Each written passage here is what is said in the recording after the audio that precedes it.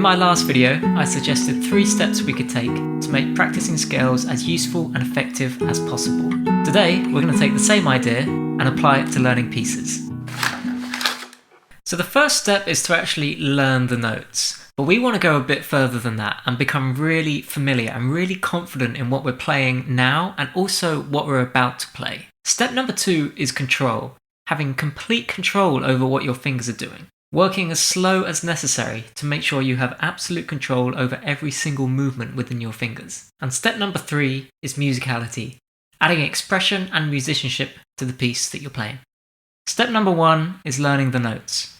There's many different ways of performing music. You can improvise, you can play from memory, or you can read from the score. But a good performance using any of these methods will always demonstrate absolute confidence in the music that you're playing. In this video, we're going to be looking at playing from the score or playing from memory, so the music is already composed.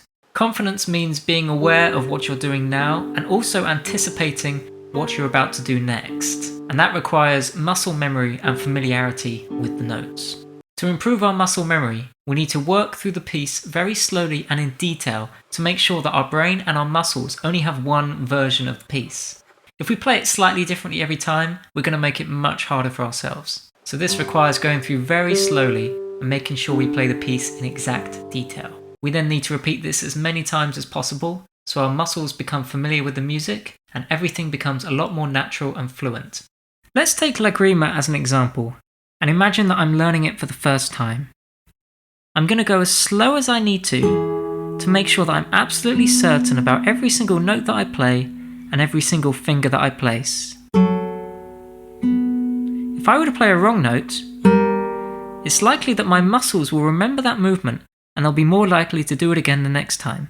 Step number 2 is about control. There's likely going to be moments in this piece which are very technically difficult. This requires us to work very slowly to make sure that we have complete control over every single finger movement. If we try and rush through it, it's likely going to be very sloppy playing and we're not going to feel like we're in control of what our fingers are actually doing. So the best way to work around that is to go very slowly, focus on control of the fingers, and then gradually speed it up as you become more fluent and more familiar.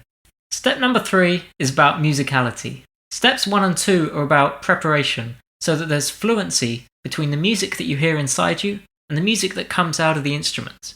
Once we start to feel like we're well prepared with our playing, we can start to think more about things like phrasing, dynamics, and tone.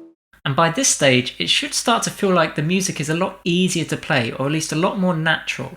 If there are any problems with your technique or the familiarity with the notes, you should go back to step 1 and 2 and make sure that you fix those problems. Working this way takes a lot of discipline, but you'll save so much time in the long term and everything will become a lot easier.